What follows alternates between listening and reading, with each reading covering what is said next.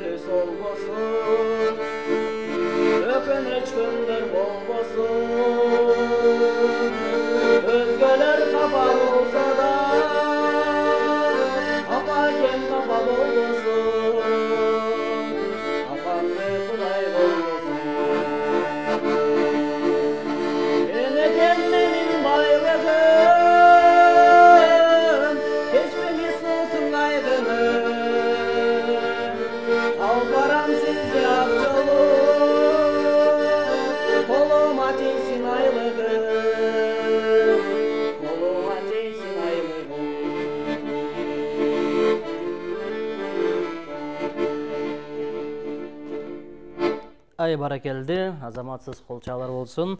Албетте, энелер бул апа деген үч тамга менен турганы менен артында канчалаган аламды көтөргөн албетте бул апалар десек да жаңылбайбыз. Чоң рахмат, апалар үчүн жагымдуу музыкалык чыгарма болду. Албетте биз болсо эфирибизди алдын карай уланта берелим. Мирланбек, айтып калдың, спортко да кызыгам деп, спорттун кайсы түрүдөн көбүнчө кызыгасың, кайсы түрүнө? Спорттун негизи волейбол боюнча түнөлөргө катышып, 9 классында зоналдык райондук эмелерге жеткем. 10 классында республикалык турнирге катышып келдим. 11-де да бармакчыбыз, бирок карантинге байланыштуу токтоп калды турнирлерим. Демек, көп эле нерсе азыр карантин тоскоолдук болуп коюш керек, менимче. Анда бизде келген СМС билдирүүлөр бар экен, ардактуу көрүүчүлөр, Мирлан мырзага. Мирлан дейт, сага чыгармачылыгыңа ийгилик каалоо менен бирге ата-энең сыймыктанган чыган жигиттерден болушуңа тилектешпиз деп Перизат эжекең СМС билдирүү жиберген экен. Чоң рахмат. Мирланбек, сага ден соолук, узун өмүр каалайм, өнөрүң өркүндөй берсин. Биздин айылдын атын чыгарып жүрө бер. Эжекең Келдибекова Бүбүнса эжебизден СМС билдирүү келген экен. Саламатсызбы дейт, саламатчылык ардактуу көрүүчү. Урматтуу кечки Баткен көрсөтүүсүнүн уюштуруучулары сиздерге ишиңиздерге ийгилик каалайбыз дейт. Ошону менен бирге эле айылдашыбыз Мирланга чын ден соолук, узун өмүр, чыгармачылык ийгиликтерди каалайм. Каалаган ой максаттарыңа жетсин деп 575 абоненти СМС билдирүү жиберген экен. Сүйүү жөнүндө кайгылуулардан ырдап берсинчи дейт. Демек ошол темага кандай карайсың? Негизинен кайсыл тематикадагы ырларга көңүл бурасың? Негизинен эң басымдуу бөлүгү менде апалар жөнүндө көп. Демек апалар жөнүндө. Эми баягы ар бир ырда сүйүүсүз, сүйүүгө көңүл бурулбаган ырлар болбосо керек. Көбүнчө эми ырдын пири ырыспай деп коет кээде. Ошол ырыспай аталарыбыздын дагы ырлардан да ырдайсыңбы? Ырлардан ырдайм, бирок өтө татаал болгонуна байланыштуу үн жетпейт. Бул жерден аткарып бере албайм. Демек ага дагы даярдык көрүш керек, э? Өтө татаал да.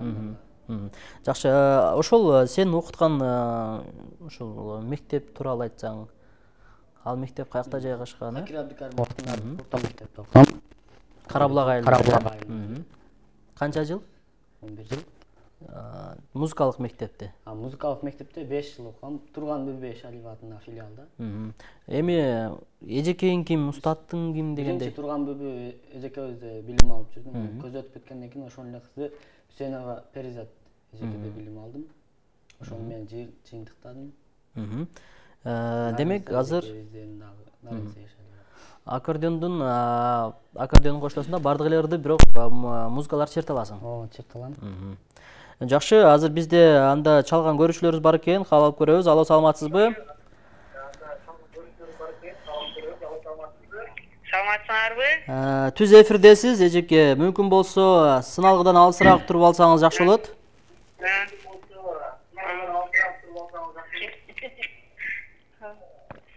Силерге бардыңарга кутман кеч демекчимин, силердин студияңарга. Тааныштыра кетиңиз өзүңүздү. Каяктан чалтасыз? Окуучумузда, талдыңарда. Эжекем. Мен Карабулакка чалып атам. Ирланбекке ден соолук каалап, келечекте Кыргыздын чыган жигиттерден болушуна тилектешмин деп, мен эжекеге куттуктап атам. Ирланбекти аты Жумагүл. Силерге дагы силерге ийгилик. Бизди көрүп атасызбы, Жумагүл эже? Ооба, карап турам силерди.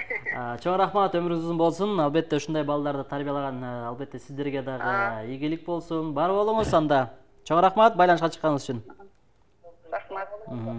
Мына ушундай жакшы бир улуу башын күчө кылып, азыр сыймыктанып отурат менимче, сени окуткан, балким сени тааныгандар мына Мирлан чыгып атат деп. Азыр келген билдирүүлөрдү дагы өз дарегине жеткирели. Саламатсыздарбы? Кутман кеч дейт. Жакшы маанай каалайм барыңыздарга. Эң эле Расул байке ишиңизге ийгилик. Мирлан байке аябай таланттуу, өнөрүңүз өркүндөй берсин. Ата-энеңиз сыймыктанган Кыргыздын атын чыгарган эр жигиттердин бири сиз болууңу ылайым. Карабулак айылынан салам. Мен да музыкалдык мектепте окугам. Ошол жердеги Перизат эжебиздин урматына бир чыгарма ырдап бериңиз чалдың. Алар рахмат деп бизге акыркы саны 109 менен аяктаган абонентибиз билдирүү калтырган экен. Рахмат. Не дейсиз? Чоң рахмат дейсиз, да? Азаматсанда Мирлан бекке ийгилик каалайбыз. Сонун ырдайт экен деген биздин азыр өзүбүздүн дагы ошол интернет блогторунан, тарыхында Instagram баракчасынан көрүп аткан көрүүчүлөрүбүз дагы саламдарды жолдоп атат. Эми Мирланбек мырза, негизи көбүнчө азыр айтып калдыңыз, апалар жөнүндө ырдайм деп. Анан өзүң да мындай бир баягы чыгармачылыкка аралашкандан кийин баягы обон жаратып, өзүң баягы текст жазып, ушундай ыр чыгарган күндөрүң же ырларың барбы? Кызыгам, бирок эч аракет кылып көрбөпмүн буга чейин. Аракет кылып көрбөпмүн, бирок ойлор бар, пландар бар. Кылса болот. Болот. Жигитке 70 өнөр аздык кылат дейт, дагы кандай өнөрлөрүң бар? Мына спорт жагынан волейболду кызыгам дедиң, музыкалдык жактан аккордеон ойноткенсиң. Дагы эмнелерди кыласың? Биз азыр мындай караганда сенин 2-3 өнөрүңө көп болдук. Андан сырткары дагы канча өнөрүң бар? Эми азыркы мезде жаңы мындай спец деп койсо да болот. Эми кичине Instagramдан дагы бир блогер болуп иштеп көрдүм. Жакшы эле ийгиликтерге жеттим. Бирок азыркы кезде шартка байланыштуу азыр токтоп турат. Блогер болгондо кайсы көбүнчө көйгөйлөрдү алып чыгып атасың, эмнелерди кылып атасың? Көбүнчө күлкүлүү, тамашалуу, элдер мындай кайсыны талап кылса ошол боюнча эле кете бересиң. Тамашалар идея өзүңдөнбү же Көп адамдан бир идея чыкса, өзүм тарттырып, көп эмелерден өткөзгөндөн кийин анын тартыбынан чыгарып ушундай. Мектепте жакшы окугам дегенге байланыштуу бул жакта да суроо келип аткан. Мирланга суроо берип кетсем, дейт, мектептен алган кызыл дипломдоруңду кайсы окуу жайына пайдаланам дейсиң? Апаңа болгон урматтооңду сөз менен билдирип кетсең, дейт. Кимисине жооп берейин, биринчи апалар жөнүндө айтайынбы? Боло берет, апалар жөнүндө да айтсаң болот. Анан мектепти кызыл менен бүткөнсүңбү? Демек, кызыл диплом азыр каякта? Окуу жайда азыр. Азамат, анда апаңа болгон урматтоону сөз менен билдирип кетсең. Апала сөз менен жеткире албайбыз негизи. Өтө татаал нерсе. Апа бул жашоодо эң маанилүү биздин бешибиз болот. Апалар. Апалар жөнүндө сүйлөгөндө толкундан та кетебиз. Болду, эле айдык. Рахмат, анда кел, анда ушул жерден апаларды урматтап, апалар үчүн эми башында аткардык, эми бир жалпы бизди көрүп аткан көрүүчүлөрдүн урматына бир шандыра чыгарма болсун да. Көрүүчүлөрдүн урматынан да жүрөк сыры деген чыгарманы аткарып берейин.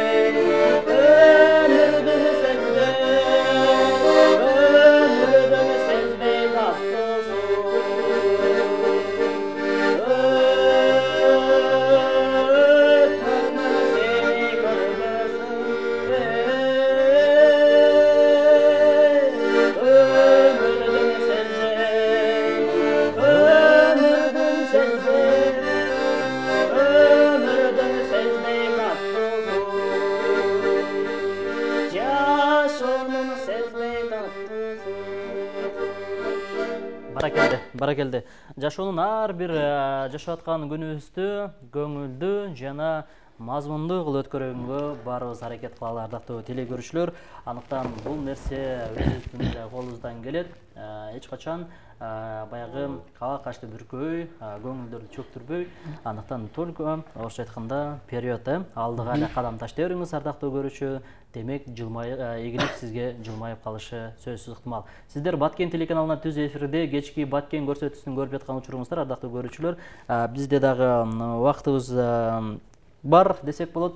Азыр бизде СМС билдирүүлөр өтө көп келип атат. Ошондуктан мен СМС билдирүүлөргө кезек берейин. Анан Мирлан, эстеп каласың, сага жаккан суроого биз демирчилерибиз, биздин башка өнөктөштөрдү айтып кетейин.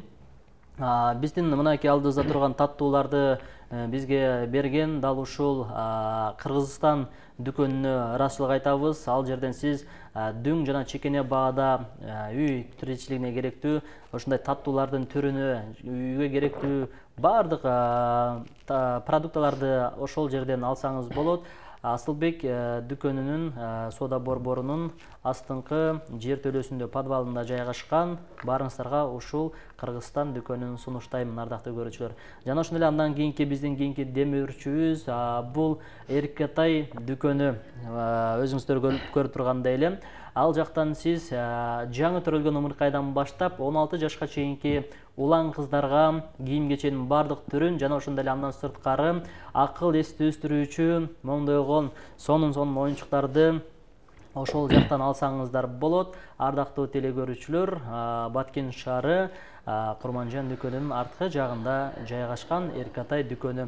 Бул жерде азыркы учурда дагы арзан таттуулар болуп жаткан учуру. Барыңыздар чакырабыз, ардактуу көрүүчүлөр. Анда эмесе мен суроолорго өтө берейин. Бул жактан СМС билдирүүлөр дагы келип атат. Илхом досуңдан салам дегендер келип атат. Демек, бардык бизди көрүп жаткан социалдык баракчалардан, Инстаграмдан жана ошондой эле түз эфирден көрүп аткан көрүүчүлөргө салам айталы. Салам, кечки Баткен, Мирлан сага чыгармачылык ийгилик каалайм деп 067 абонент СМС билдирүү жиберген. Салам, Мирлан, ты самый лучший друг дейт, өнөрүң өркүндөй берсин, мен роднаяң дейт. Сонун СМС билдирүү 308 абоненти. Ассаламу алейкум, Кутман кеч, Баткен телеканалы дейт. Урматтуу Мирлан мырза, сиз үчүн өзүңүз туулуу өскөн айылыңызды келечекте кандай элестетесиз жана сиздин аткарууңуздагы ыр обондорду өзүңүз жазасызбы жана акын жазуучулар менен кеңешип турасызбы? Ишиңизге чыгармачылык ийгилик каалайм, алдың ала рахмат деп бизге 501 абоненти билдирүүсүн калтырган экен. Келечекте Карабулак айылын кандай элестетесиң? Карабулак айыл өзү эс алуучу жайлар азыркы өнүгүп жатат. Буюрса Баткенде тойканалар калып эле ошол жака барышат го дейм. Демек эс алганга жакшы. Айгүлгүлүбүз бар, Козулан тообуз бар. Эс ала турган жайларыбыз бар. Ооба, айта кетсек, албетте дүйнөдө кезде баягы сейрек кездешүүчү Айгүлгүлү дал ушул Баткен областынын Карабулак айылындагы жайгашкан. Демек, биз Карабулак менен дагы сыймыктансак сөзсүз түрдө болот. Саламатсыздарбы дейт Фаридам деген Алмашадаевдин ырнырдап бериши. Мирлан байке дейт, ишиңиздерге ийгилик. Баткен ТВ дейт, чоң рахмат. Бизде көрүүчүбүз бар экен, кабыл алып көрөбүз. Алло, саламатсызбы? Алло, ассаламу алейкум. Ва алейкум ассалам. Түз эфирде, сиз аты жөнүңүз ким болот? Кайсы жактан байланышка чыгып атасыз? Мен Кадамжай айылдан. Ушул жигиттер жакшы мокундарын кандырып, жакшы ден соолукка жакшы болсо, бул адрес ушул баланын телефон номерлары болобу? Болот, сөзсүз түрдө. Сиздин атыңыз ким? Мен Мамитжан. Кайра кайталап коюңузчу, мүмкүн болсо жазып алайык. Мамитжан. Бая эфирден сырткары байланышыңыз сөзсүз түрдө номерлерини сизге беребиз, Ошондой кылгыла. Чоң рахмат сизге байланышка чыкканыңыз үчүн. Ишиңизге ийгилик, аман болуңуз. Ден соолугуңар жакшы болсун. Жакшы калыңыз, рахмат. Мына ушундай Мирлан мырза, биз ардактуу көрүүчүлөр, дал ушул эме элдин арасында албетте таланттуу инсандар өтө көп, биз билбеген. Ошондуктан дал ушул кимде ушундай таланты бар, бирок таанышым жок деп турган болсоңуз, анда дароо эле бизге кайрылыңыз.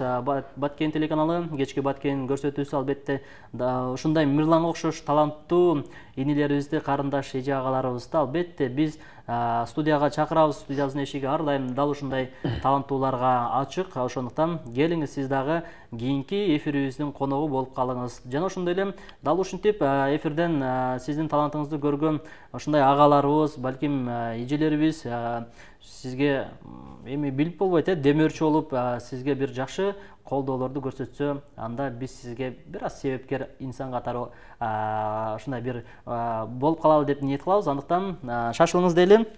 Бизде СМС билдирүүлөр бар, окуп анда өз дарегине жеткирели. Салам, кандайсыздар? Баткен телеканалы Мирлан Байкенин ырдаганы сонун экен, көбүрөөк ырдатсаңыздар жакшы болот эле дейт. Сөз түрдө 526 абоненти. Мирлан иним, алга ийгилик, сага талпына бер, садагам эжең Жылдыз Расул мырза, ишиңизге ийгилик дейт. Ыраазычылык айтабыз, чоң рахмат. Кутмандуу күнүңүздөр менен менин апама жакшы калуу тилек айтып коюңуздарчы. Апам Матураимова Мадина. Мирлан Байке, сизге ийгилик. Жана Мирлан Байке, сизди Инстаграмдан кантип тапсак болот дейт. Азыр Инстаграмда айтса, бул жакта бир аз баягы реклама болуп кетпесин, Мирлан мырзанын. Ошондуктан эфирден сырткары албетте байланышсаңыздар, биз өзүңүздөргө жеке алып берели. Кайныме ийгилик, өнөрүң өркүндөй берсин, ден соолук каалаймын дейт. Ырастык айталы. Кийинки көрүүчүлөрүбүз дагы каалаганга даярбыз, ардактуу көрүүчүлөр. Азыр эми көбүнчө Мирлан мырза бүгүн өзүңүз билгендей эле дал ушул күнү жарык дүйнөгө келген инсандарыбыз бар, бөбөктөрүбүз бар дегенде, жана ошондой эле ушул күндү өзгөчө тосуп аткан инсандарыбыз бар. Ошондуктан жалпы ушул жакшылык ээлеринин урматына бүгүн өзгөчө майрам тосуп аткан биздин жалпы көрүүчүлөрдүн, жалпы эле ушул кыргызстандыктардын урматына бир жагымдуу маанайды көтөрө турган бир дагы шок шеңгел музыка болсун. Кайсыл чыгарманы аткарып бересиз? Сүйүү жөндөр да берейин. Сүйүү жөндөр. Жарайт, кеттик анда. Жалпы көрүүчүлөрдүн урматына.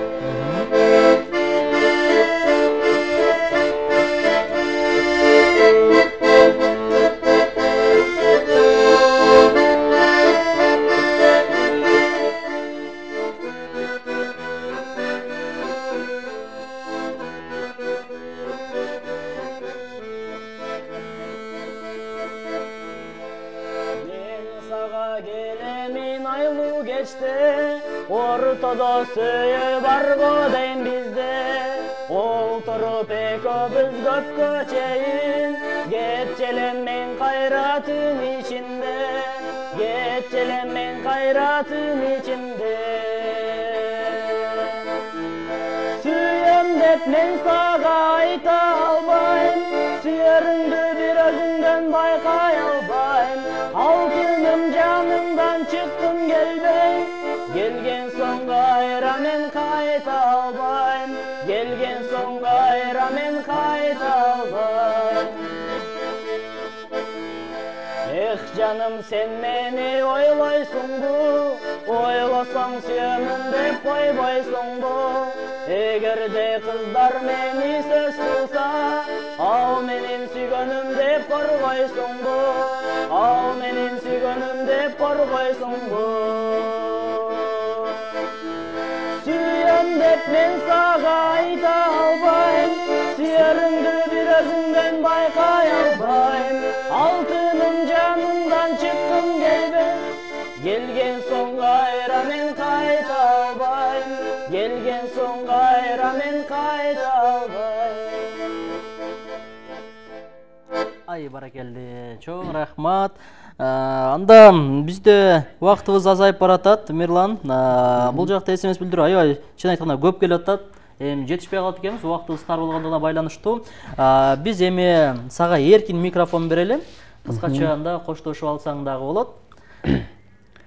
Ушул жерден пайдаланып мен ыраазычылыктарымды билдирип кетейин. Мен ушундай даражага жеткирем, биринчиден ата-энеме ыраазычылыгымды билдирем. Жана мени окуткан мугалимдерге, музыкалный школдон окуткан, мектептен окуткан мугалимдерге, спорт жагынан колдоп келген, жалпы эле мени колдоп келген инсандардын бардыгына ушул жерден ыраазычылык билдирем. Жана ушундай эле сиздерге дагы ыраазычылык.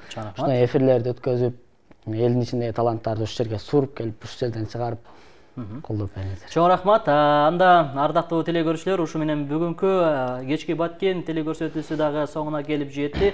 Бардык биз менен бирге болгон биздин көрүүчүлөргө ыраазычылык айтабыз. Эмки жума таар айтканда 7:30 жума күнү көрүшкөнчө саламатта калыңыздар. Кызматыңыздар аты жөнүм Расул Акматов болду. Кайрадан көрүшкөнчө.